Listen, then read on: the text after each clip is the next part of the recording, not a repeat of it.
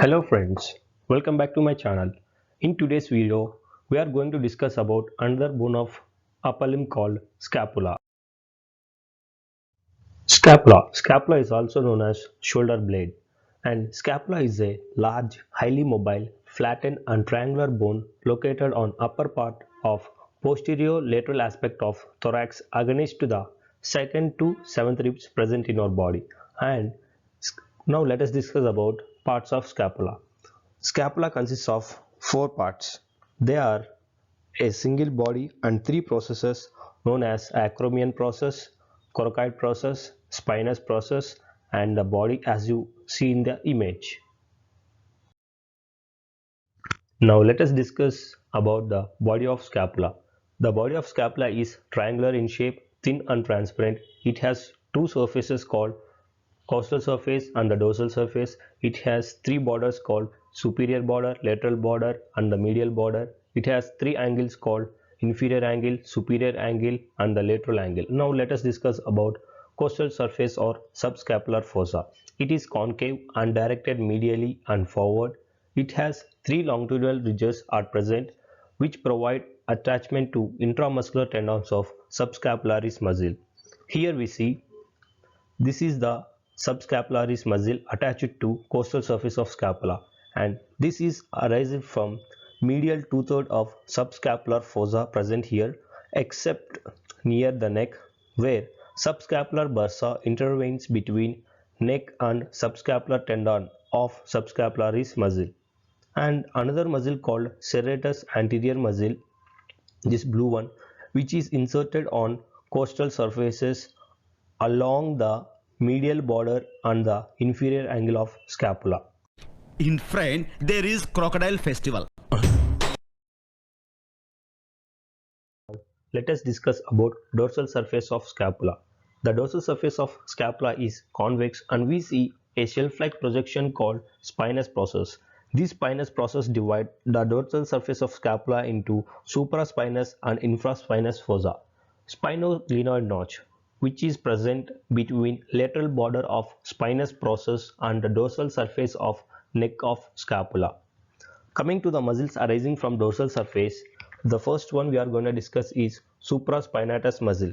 This muscle arises from medial two-thirds of supraspinous fossa.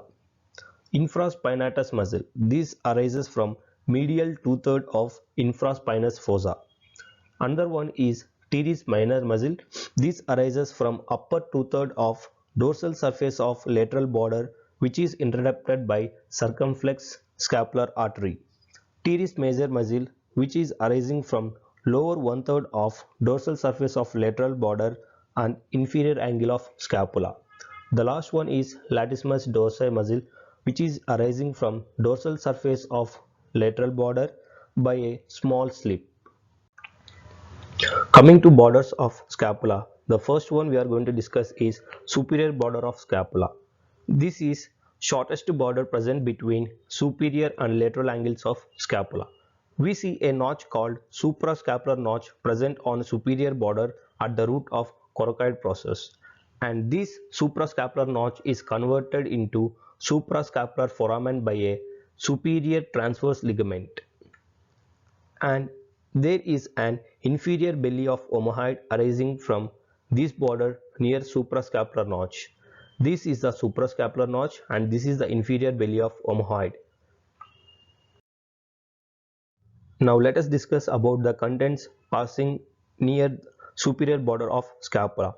There, suprascapular artery passes above the superior transverse ligament and the suprascapular nerve passes below the superior transverse ligament through suprascapular foramen, and an author has made a mnemonic through which we can remember this easily called Air Force flies above Navy, where air is represented for artery and a navy is represented for nerve.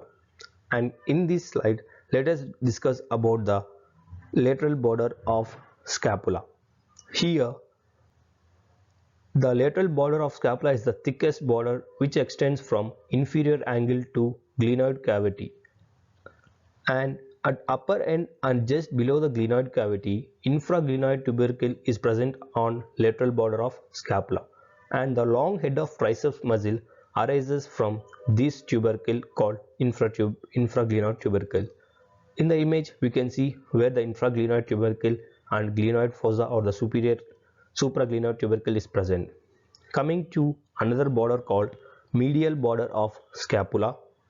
Here this is the thin and angled at root of spine of scapula and extends from superior angle to inferior angle of scapula.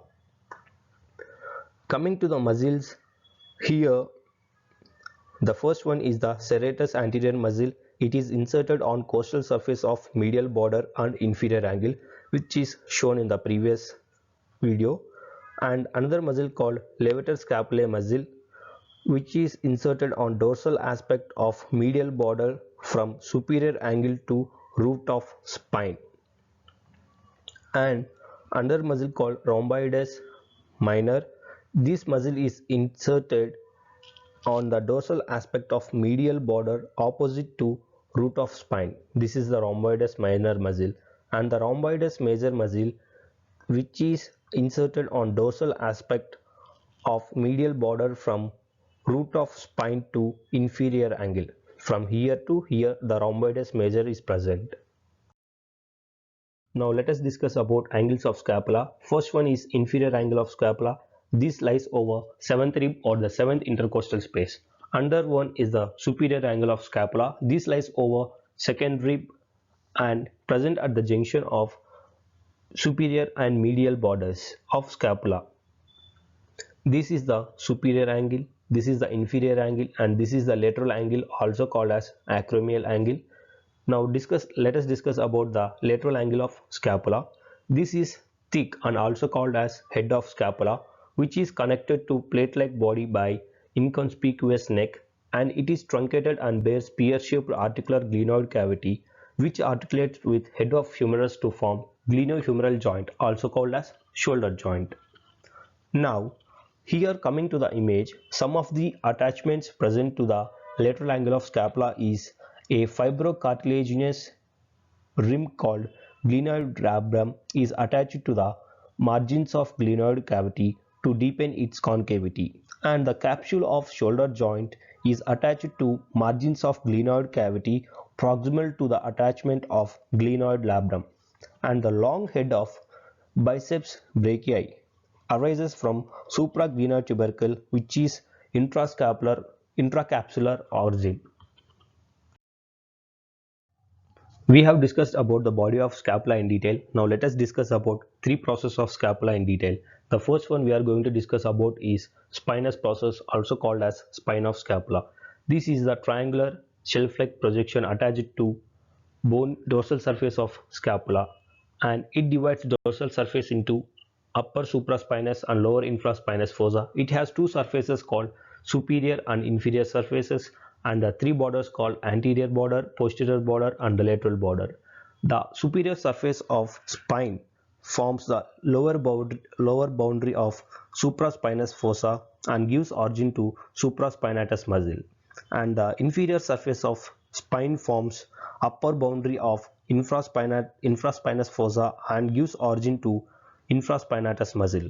Coming to the borders, the anterior border of spine is attached to dorsal surface of scapula, and the lateral border of spine bounds spinoglenoid notch, which lies between lateral border of spine and dorsal surface of neck of scapula, through which suprascapular nerve and the suprascapular vessels are passing from supraspinous fossa to infraspinous fossa. And the posterior border of spine is also called as crest of spine, and the trapezius muscle is inserted to upper lip of crest of spine, while the posterior fibers of deltoid muscle take origin from its lower lip. Now we are going to discuss about acromion process of scapula, and it projects forward almost at right angle from lateral end of spine and overhangs glenoid cavity, and it has a tip to which coracoacromial ligament is attached, and it has two surfaces called superior and inferior surface. The superior surface is subcutaneous and rough, and the inferior surface is smooth, and it also has two borders called medial border and the lateral border. The medial border of acromion provides insertion to trapezius muscle, and the medial border continues with the upper lip of crest of spine. Near the tip, the medial border presents a circular facet which articulates with lateral end of clavicle to form acromioclavicular joint, and the lower border of acromion gives origin to intermediate fibers of deltoid muscle. At last, this is the acromial angle, which is the junction between lateral borders of acromion and crest of spine of scapula. Now let us discuss about the last process of scapula called coracoid process of scapula. This is arising from upper part of head of scapula and bend sharply so as to project forward and slightly laterally. It provides attachment to three muscles and the three ligaments. Let us discuss them. The three muscles are short head of biceps brachii, coracobrachialis muscle, pectoralis minor muscle. The first two, short head of biceps brachii and coracobrachialis muscle, arising from a tipped by a common tendon, and the pectoralis minor muscle is inserted on medial border of upper surface. Coming to the three ligaments called coracoclavicular ligament, coracoacromial ligament, coracohumeral ligament. These three are the three ligaments attaching to coracoid process of scapula. Coracoacromial ligament. This is attached to its lateral border. Coming to the coracoclavicular ligament, it has two parts called conoid ligament and lateral ligament. Coming to the conoid ligament, the conoid ligament or the conoid part of coracoclavicular ligament is attached to knuckle, and the trapezoid part of coracoclavicular ligament is attached to ridge on its superior aspect between pectoralis minor muscle and coracoacromial ligament. Last one, called coracohumeral ligament, is attached to its root adjacent to glenoid cavity. Now let us discuss about ossification centers of scapula. This scapula is completely cartilaginous ossification, and it has 8 centers. Out of them, 1 is primary and 7 are secondary. Coming to the primary center, the primary center is contributed to body of scapula. It appears in the 8th week of intrauterine life and fuses at the age of 15 years. Coming to the secondary centers, out of them, the first secondary center is contributed to coracoid process, and it appears in the first year of postnatal life, and it fuses at the 15 years age. And all other secondary centers, remaining 6, appears at the puberty and gets fused by the 20th year of age. Now let us discuss about the clinical aspects.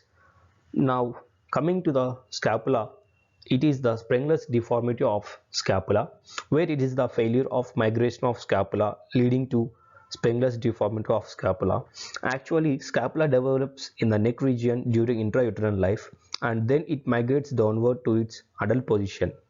And here, in this condition, scapula is hypoplastic and situated in the neck region. In this condition, scapula may be connected to cervical part of vertebral column by either fibrous, cartilaginous or bony bar called omovertebral body. And for the treatment, in case if there is a surgery, during surgery, the brachial plexus present at the cervical region may be injured. So there is no surgical treatment for this. This is the video. Thank you for watching. ఏదో చెప్తావు వెళ్ళిపోతున్నావు అర్థం కాలా అర్థం ఏంటో చెప్పవే repeat